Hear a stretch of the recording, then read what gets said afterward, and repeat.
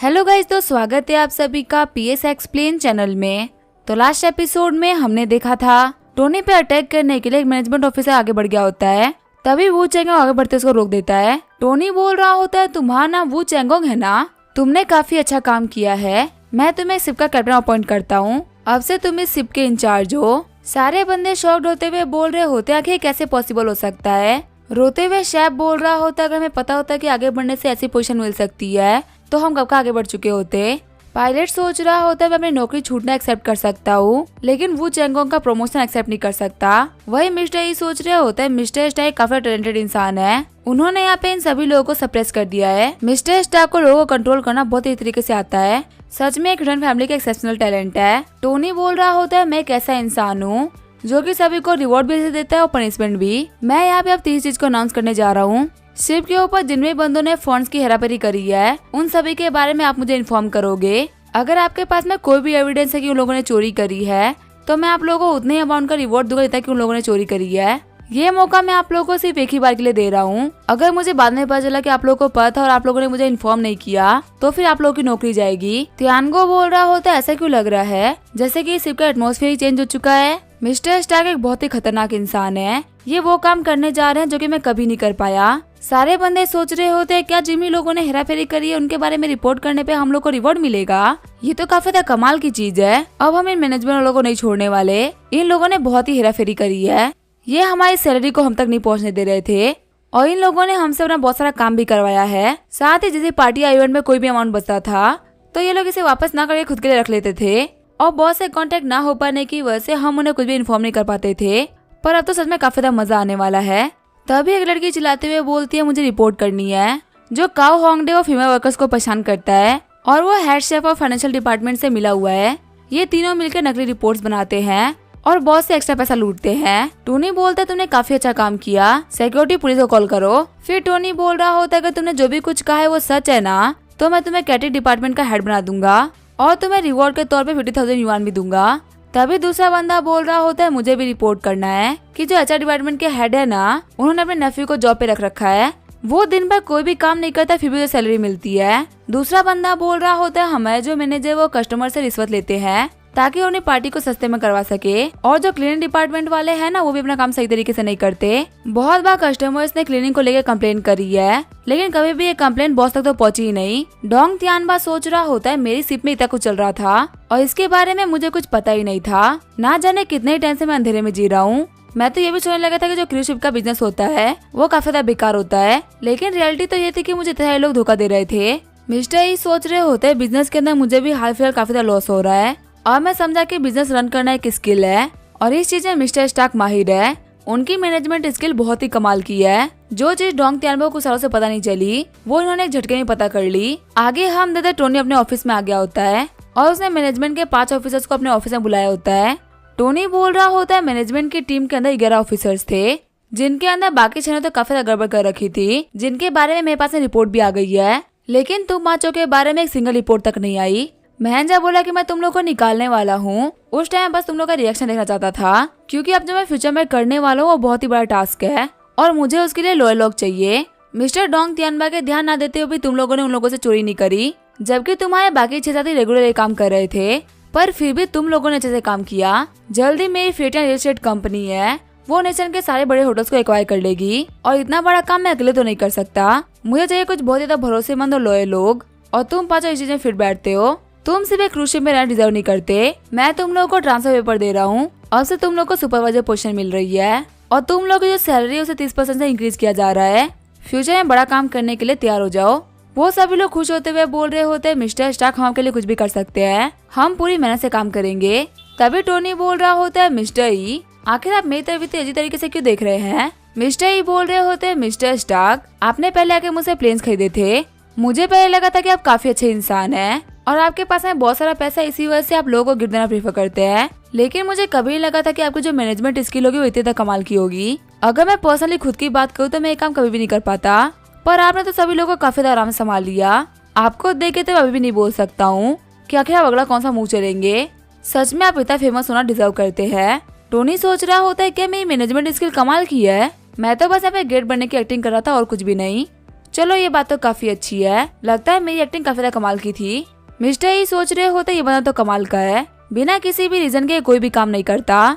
ये आज की पार्टी में आए हुए सारे मैंस के बीच में एक ड्रैगन है जो ई फैमिली की एल्डर डॉटर है, पक्का उनकी नजर इनके ऊपर जाएंगी। मैं प्रे करता हूँ कि मिस्टर स्टार्क और मिस ई साथ में आ जाए, क्योंकि इससे हमारी फैमिली और ज्यादा स्ट्रॉन्ग हो जाएगी। सीन चेंज होता है, फेटिया रियल एस्टेट का सीन दिखाया जाता है। न्यूज में लिखा होता है कि फेटिया रियल एस्टेट ने लिन फैमिली के होटल के चेन को एक्वायर कर लिया है और जो लिन फैमिली के क्राइसिस थे उनको सॉल्व कर दिया है। वहाँ पे बैठी एक लेडी बोल रही होती है, किसको लगा था कि फेटिया और स्केप के मिलने के बाद में हमारी कंपनी लिन फैमिली के होटल के चेन को भी एक्वायर कर लेगी। सामने बैठी एक लेडी बोल रही होती है, तो काफी अच्छी बात है कि हमारे पास मिस यूई है, वो एक कमाल की बिजनेस वूमन है।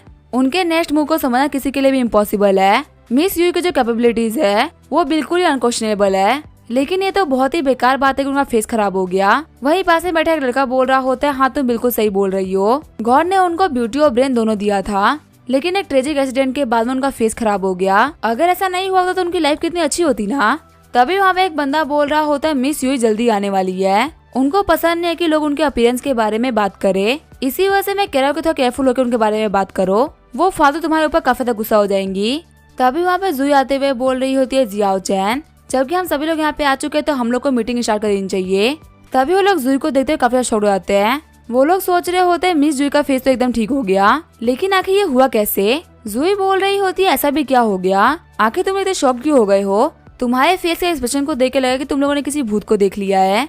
तभी एक लेडी बोल रही होती है, मिस जुई आपका फेस। जुई बोल रही होती है, मेरे फेस के साथ में क्या हुआ है, मैंने कहा है ना कि मेरे फेस के ऊपर ध्यान मत दिया करो, अपने काम से काम रखो। वो लड़की बोल रही होती है, नहीं मैं तो बोल रही थी कि आपका जो फेस का स्कार था वो बिल्कुल ही गायब हो चुका है, अगर आपको विश्वास नहीं हो रहा तो आप मिरर में चेक कर लीजिए। मिरर में अपना फेस देखते हुए जुई सोची होती है, ये लोग तो बिल्कुल सच बोल रहे हैं, मेरा फेस खराब होने के बाद से मैंने कभी अपना फेस आईने में नहीं देखा था, मैं बस बॉस के दिए हुए ऑइंटमेंट को लगाई जा रही थी और उसे कोई भी रिजल्ट एक्सपेक्ट नहीं कर रही थी, लेकिन किसको पता कि जो बॉस का ऑइंटमेंट था वो काम कर जाएगा। बॉस के पास में 1000 काम होते हैं, लेकिन फिर भी बॉस ने टाइम निकाल के मेहनत करके मेरे लिए ऑइंटमेंट बना दिया ताकि मेरा फेस ठीक हो सके। सच में मेरे बॉस से अच्छा कोई भी नहीं है। तभी हम देखते हैं जुई की अफेक्शन 2 पॉइंट से बढ़ गई होती है और उसकी करंट अफेक्शन होती है 97 पॉइंट्स। फिर जुई का फोन रिंग करने लगता है, कॉल पे बंदा बोल रहा होता है, मैं डिलीवरी मैन बात कर रहा हूँ, क्या आप मिस जुई है, मिस्टर स्टार्क ने आपके लिए एक मिस्टीरियस गिफ्ट भेजा था जो कि हमने अभी कंपनी के नीचे डिलीवर कर दिया है, आप प्लीज आके साइन कर दीजिए जैसे कि हम लोग जा सके। जुई बोल रही होती है, क्या मेरे लिए मिस्टीरियस गिफ्ट आया है, साथ ही वो सोच रही होती है बॉस ने मुझे कैसा मिस्टीरियस गिफ्ट भेजा है। तभी वो खिड़की से देख के काफी शोर हो जाती है। जुई सोच रही होती है नीचे एक हेलीकॉप्टर क्या कर रहा है। सीन चेंज होता है, टाइटैनिक 2.0 का सीन दिखाया जाता है। हमें बताया था कि अभी ई फैमिली की बर्थडे पार्टी स्टार्ट होने में 2 घंटे बाकी है और अभी वो सारे शिप के वर्कर वो काफी मेहनत से काम कर रहे हैं ताकि पार्टी के अंदर कोई भी कमी ना आए। टोनी वहाँ पे लेटे हुए बोल रहा होता है, बॉस होना काफी ज्यादा कमाल की बात होती है, आपको कुछ भी नहीं करना होता, बस लेट के सभी लोगों को ऑर्डर देना होता है और फिर सभी को काम करते हुए देख के मजे लेना होता है। हाँ मतलब टोनी को लगातार नोटिफिकेशन आ रही होती है कि बाकी से लड़कियों के अफेक्शन उसके लिए बढ़ते जा रहे हैं। टोनी सोच रहा होता है सभी के अफेक्शन तो सिर्फ एक ही बार में बढ़ रहे थे, आखिर जुई के अफेक्शन 2 बार क्यों बढ़े। तभी जाओकी रोया बाकी सारे लोगों के भी अफेक्शन बढ़ने लगते हैं। टोनी सोच रहा होता है आखिर यहाँ पे क्या चल रहा है, सभी के अफेक्शन कैसे बढ़ रहे हैं। फिर जैसे वो ना फोन चेक करता है, उसे जाओकी, मैंग में स्कारलेट सभी का फोन आया होता है।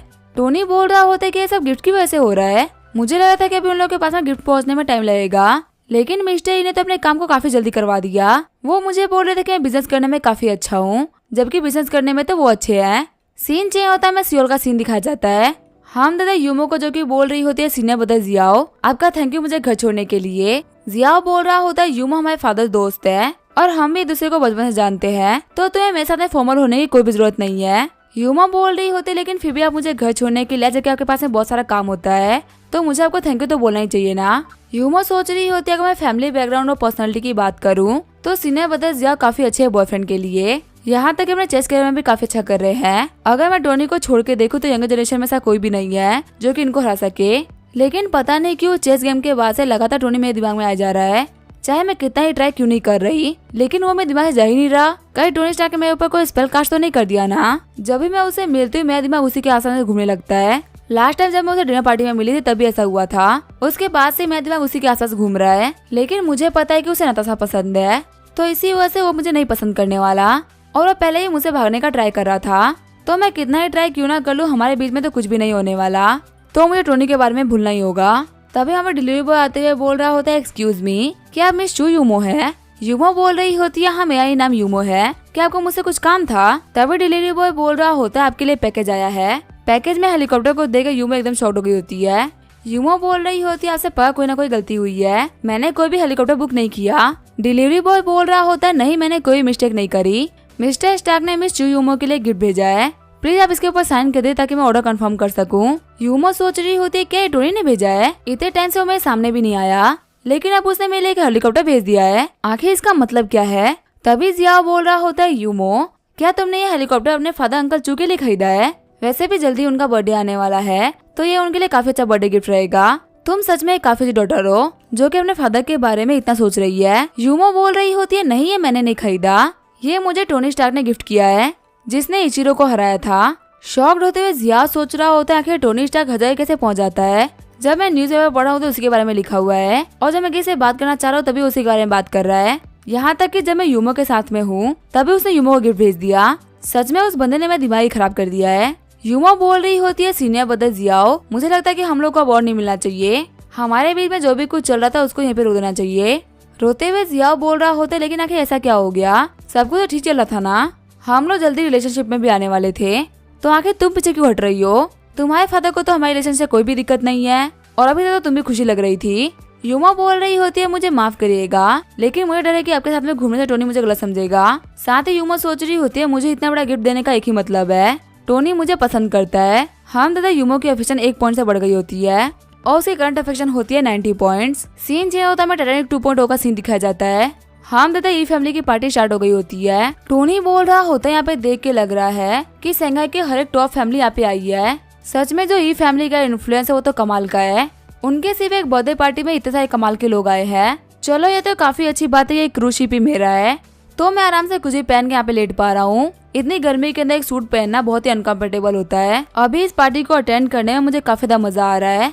वहाँ खड़े लोग बोल रहे होते, देखो इस पार्टी के अंदर वो बंदा कितने अजीब कपड़े पहन के बैठा हुआ है, लगता है वो किसी डांस ग्रुप का परफॉर्मर है, वरना कोई गेस्ट तो ऐसा नहीं बैठता। हम देते वुशवांग को, जो कि सोच रही होती है किसके बारे में बात कर रहे हैं। तभी वो देखती है टोनी यहाँ पे ऐसे क्या कर रहा है, क्या वो यहाँ पे लोगों के साथ प्रैंक कर रहा है, या फिर वो यहाँ पे यूनिक बनने का ट्राई कर रहा है। इतने इंपॉर्टेंट ओकेजन के अंदर इतने बेकार कपड़े पहन के कैसे बैठ सकता है? सच में इस बंदे के अंदर खुद के लिए कोई भी रिस्पेक्ट नहीं है। तभी वुशवांग बोल रही होती है, बैंगलोर पार्टी स्टार्ट होने वाली है, हम लोग को चलना चाहिए। वुफेंग बोल रहा होता है, सिस्टर क्या आप उस स्विम सूट वाले बंदे को जानती हो? पता नहीं, उसको देख के मुझे ऐसा लग रहा है कि मैंने उसको कहीं ना कहीं तो देखा है, पर आखिर आप यहाँ जा क्यों रही है? अभी तो हमें ऐसे बहुत सारे इंपॉर्टेंट लोग आने वाले हैं जिनसे अभी हम लोग को मिलना बाकी है। तभी टोनी के पास मिस्टर वे रहते हैं, वही बोल रहे होते हैं, मिस्टर स्टार्क सच में ये तो आप है, मुझे लग ही रहा था कि इतने इंपॉर्टेंट पार्टी के अंदर इतना यूनिक कौन हो सकता है, पर ये तो आप है और आप जो चाहे वो कर सकते हैं। टोनी बोल रहा होता है, वही तुम यहाँ पे, तुम्हारा फैमिली बिजनेस कैसा चल रहा है? वही बोल रहा होता है, एवेंजर्स टावर को आपको बेचने के बाद में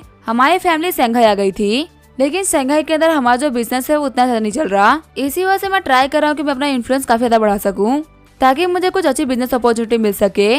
टोनी बोल रहा होता है, वही तुम्हें टेंशन लेने की कोई भी जरूरत नहीं है, मेरे पास में तुम्हारे लिए कुछ बहुत ही कमाल की अपॉर्चुनिटीज है, क्या तुम इनके साथ में इंटरेस्टेड हो? वही बोल रहा होता है, आखिर आप किस टाइप के बिजनेस के बारे में बात कर रहे हैं? अगर मैं कैपेबल होगा तो मैं जरूर से इसको करने का ट्राई करूंगा। टोनी बोल रहा होता है, मैं रियल एस्टेट बिजनेस की बात कर रहा हूँ, क्या तुम इसके अंदर इंटरेस्टेड हो? वही बोल रहा होता है, नहीं रियल एस्टेट का बिजनेस आकर इतना नहीं चल रहा, इसी वजह से मुझे अपॉर्चुनिटी नहीं चाहिए। तभी मेरे सारे लोग बोलने लगते हैं, यंग मास्टर ली जियामू आ गए हैं। वही बोल रहा होता है, मिस्टर स्टार्क मुझे मेरे फादर ने बोला था कुछ लोगों से कनेक्शन बनाने के लिए, और अब जाके मिस्टर जियामू यहाँ पे आ चुके हैं, तो मुझे यहाँ जाना ही पड़ेगा, माफ करेगा मैं चलता हूँ। टोनी बोल रहा होता है, ठीक है जाओ, जाके बड़े बड़े कनेक्शन बनाओ, हो सकता है तुम्हें कोई बड़ी अपॉर्चुनिटी मिल जाए। तभी वही दौड़ते हुए जियामू के पास में जाने लगता है। टोनी बोल रहा होती है, कितना बड़ा बेवकूफ है, इसको नहीं पता कि इसने कितनी बड़ी अपॉर्चुनिटी को लात मारा है। मैं सोचा था कि मैं इसकी हेल्प कर दूं, लेकिन इसने मेरे ऑफर को ठुकरा कर अपनी किस्मत को लात मारा है। इसी किस्मत में अमीर बना लिखा हुआ ही नहीं है। हम जियामू को बहुत सारी लड़कियों ने घेर रखा होता है, वो सारी की सारी बोल रही होती है, मिस्टर जियामू कितने हैंडसम है ना, ये हमारी सिटी के सबसे हैंडसम यंग मास्टर है, और ये बिजनेस में भी काफी तक कमाल के हैं। कुछ लोग बोल रहे होते हैं, यंग मास्टर ली जियामू आज के हाईलाइट है, आज के इवेंट में सभी लोग इन्हीं के बारे में बात करने वाले हैं। पास ही खड़ी लेडी बोल रही होती है, आखिर इनके बारे में बात करेंगे भी क्यों नहीं, अजी फैमिली के एल्डेस्ट डॉटर ई हान का बर्थडे है, और हो सकता है इस पार्टी में उसे कोई पसंद भी आ जाए, जिसमें ज्यादा प्रोबेबिलिटी मिस्टर ली जियामू की है। वही वांग बोल रही होती है, जीरू के तुमने देखा कि ब्रदर कहाँ पे है? वो सुबह से ही घर से निकले हुए हैं, इसी वजह से मुझे लगा कि वो आ जाएंगे, पर वो तो अभी तक यहाँ पे नहीं आए। झीलू बोल रही होती है, मैं भी टोनी को ही ढूंढ रही हूँ, यहाँ पे बहुत सारे लोग हैं, इसी वजह से उसको ढूंढना काफी ज्यादा मुश्किल हो रहा है। तभी झीलू बोल रही होती है, वांग वहाँ देखो, वहाँ पे स्विम सूट में एक बंदा बैठा हुआ है, ये तो हमारा टोनी है। वांग बोल रही होती है, ब्रदर ने एक पार्टी में इतने बेकार कपड़े क्यों पहन रखे हैं, और आखिर रात को सन ग्लासेस कौन लगाता है, क्या उन्हें कुछ भी दिख भी रहा होगा। तभी झीलू बोल रही होती है, चलो हम चले पूछते हैं कि आखिर उन्होंने ऐसे कपड़े क्यों पहन रखे हैं, और वैसे भी इस चीज को स्टाइल बोलते हैं। तुम्हें इसकी बिल्कुल भी सेंस नहीं है, टोनी को इसकी सेंस है। वो लोग जा ही रहे होते तभी कोई पीछे से वांग का हाथ पकड़ लेता है। हम देते वुफेंग बोल रहा होता है, लिटिल ब्यूटी हम लोग फिर से मिल गए। लास्ट टाइम तुम मुझसे बच के भाग गई थी, लेकिन इस बार तुम मुझसे बच के नहीं भाग पाओगी, और देख के लग रहा है कि तुम्हारा बॉडीगार्ड भी आसपास में नहीं है, तब तो तुम्हारी चीजें काफी ज्यादा मुश्किल होने वाली है। लास्ट टाइम उस कमी ने बॉडीगार्ड हमें काफी ज्यादा परेशान किया था, लेकिन अब तुम लोग हमें बचाने वाला तो कोई है नहीं, तो तुम मुझे बता कि तुम यहाँ पे क्या करोगी। तभी झीलू उसका हाथ झटकते हुए बोल रही होती है, मेरे दोस्त को टच मत करो। वांग चलो यहाँ चलते हैं, हमें इस बेकार इंसान से बात करने की कोई भी जरूरत नहीं है। वुफेंग बोल रहा होता है, आखिर मैंने ऐसा क्या कह दिया कि तुम लोग यहाँ से भाग रहे हो, कम से कम रुके मेरी बात तो सुन लो। तभी वहाँ पे टोनी आ जाता है। चिढ़ते हुए वुफेंग बोल रहा होता है, किसकी इतनी हिम्मत हो गई कि वो मेरा रास्ता रोक रहा है, क्या तुम्हें शंघाई में रहने का मन नहीं है। टोनी बोल रहा होता है, अभी तुम बच्चों के सामने कुछ ज्यादा चढ़ के नहीं बोल रहे थे, मुझे बताओ कि तुम्हें इनसे क्या ही दिक्कत है। वुफेंग बोल रहा होता है, मुझे लगा ही था कि किसमें इतनी हिम्मत है कि वो मेरा रास्ता रोक ले, लेकिन ये तो आप है मिस्टर स्टार्क। देखिए आपके बॉडीगार्ड ने मुझे और मेरी बहन को बहुत ही गंदे तरीके से पीटा था, और आपके साथ हमारी पहली मीटिंग कुछ खास नहीं रही है, लेकिन फिर भी मैं उन सारी चीजों को भूलने के लिए तैयार हूँ। हमारी किन फैमिली ने आपके खिलाफ कुछ भी नहीं किया, और मैं तो यही बोलूंगा कि हम लोग को हाथ मिला के पीस बना के रहना चाहिए। फालतू लड़ाई झगड़े में कुछ भी नहीं रखा हुआ, और क्या पता फ्यूचर के अंदर मैं आपका बदल लो बन जाऊँ। वहाँ पे बहुत सारे लोग इकट्ठा हो गए होते हैं, सभी लोग बोल रहे होते हमें लगा ही था कि मिस ईहान के बर्थडे पार्टी के अंदर आखिर ऐसे कपड़े कौन पहन सकता है, लेकिन ये तो मिस्टर स्टार्क है तो कुछ भी कर सकते हैं। वही कुछ लोग बोल रहे होते हमें तो लगा था कि कोई परफॉर्मेंस आर्टिस्ट है जो कि हमें पैसे लेकर क्रूज शिप के ऊपर परफॉर्म करने के लिए आया है, लेकिन ये तो मिस्टर स्टार्क है। अभी इनके बारे में बहुत सारी नेगेटिव न्यूज फैली थी ना, ऑनलाइन सभी लोग इनको गाली दे रहे हैं, और उसके बाद से मिस्टर स्टार्क बिल्कुल ही गायब हो चुके थे। लेकिन मानना पड़ेगा मिस्टर स्टार्क को कि इतना ज्यादा घटिया काम करने के बावजूद भी पब्लिक में आ रहे हैं, आगे को इतना ब्रेव होने का प्रिटेंड कैसे कर सकता है। टोनी सोच रहा होता है, अब मुझे समझ में आया कि आखिर जो वुफेंग इतना ब्रेवली बिहेव क्यों कर रहा है। यहाँ पे शंघाई की टॉप फैमिली जा रखी है, और ज्यादातर यहाँ पे लोग किन फैमिली के सपोर्ट में है। इसको पता है कि मैं इसको देखते ही पिटना स्टार्ट कर दूंगा, लेकिन ये ऑलरेडी एक बैकअप प्लान बना के आया है कि इसकी फैमिली वालों के सामने मैं इसको नहीं पीटूंगा, लेकिन इसको नहीं पता कि मैं यहाँ पे कुछ भी कर सकता हूँ। ये बंदा बहुत ही बड़ा बेवकूफ है। वांग को परेशान करने के लिए मैं इसको बिल्कुल भी नहीं छोड़ने वाला। वही हम देते हैं ली जियामो को, जो कि सोच रहा होता है टोनी स्टार्क इस बैंकेट पार्टी में आ गया। मुझे एक बार के लिए लगा था कि शायद ये नहीं आएगा, लेकिन ये कमीना टोनी स्टार्क कोई भी अपॉर्चुनिटी नहीं छोड़ता। मिस ईहान के बर्थडे पार्टी में ज्यादातर लड़के इसी वजह से आए हैं ताकि ये उनका दिल जीत सके, लेकिन इस बेवकूफ को नहीं पता कि मैंने इसके लिए काफी कमाल की प्रिपरेशन कर रखी है। अभी तक यहाँ पे कोई भी एंटरटेन नहीं हुआ था, लेकिन अब यहाँ पे सभी लोगों को काफी कमाल का शो देखने को मिलेगा। टोनी स्टार्क अपना सब कुछ गंवाने के लिए तैयार हो जाओ, ये तुम्हारी बर्बादी की शुरुआत है। तभी वहाँ पे कोई टोनी स्टार्क चिल्लाने लगता है। टोनी सोच रहा होता है अब यहाँ पे कौन आ गया। तभी हम देता पे वही स्टीमर आती है जिसने कि टोनी के ऊपर एलिगेशंस लगाए थे। वो स्टीमर बोल रही होती है, टोनी स्टार्क आप मुझे भूले तो नहीं हो ना, मैं हूँ जियाओ जियाओ, प्लीज आप मुझे मत छोड़िए। हमारा बच्चा 3 महीने का हो चुका है, मुझे आपके पैसे की कोई भी जरूरत नहीं है, प्लीज आप मुझे मत छोड़िए। अगर आपके पास में और भी बहुत सारी लड़की है तो मुझे इससे कोई फर्क नहीं पड़ता। वहाँ पे सारे लोग बोल रहे होते कितना घटिया फादर है, ये अपने ही बच्चे को अपना नाम नहीं दे रहा। इसके पास में भले ही बिलियन $100 की प्रॉपर्टी है, पर इसके पास में 10 रुपए का भी दिल नहीं है। ये अपने किए हुए कामों की रिस्पॉन्सिबिलिटी नहीं ले सकता। क्या जो इस लड़की जियाओ जियाओ ने वीडियो में बोला था कि वो सब कुछ सच था? हमें फटाफट से वीडियो बनाना चाहिए, क्या पता हम लोग मिस्टर स्टार्क को एक्सपोज कर दे। अगर ये न्यूज सच है तो मिस्टर स्टार्क तो नहीं बचने वाला। मिस्टर स्टार्क दिखने में कितने प्यारे और भोले से है, पर ये अंदर से कितने कमीने हैं, ये जियाओ जियाओ ने बताया है। अगर ये लड़की सामने आके नहीं बोलती तो हमें कभी पता ही नहीं चलता।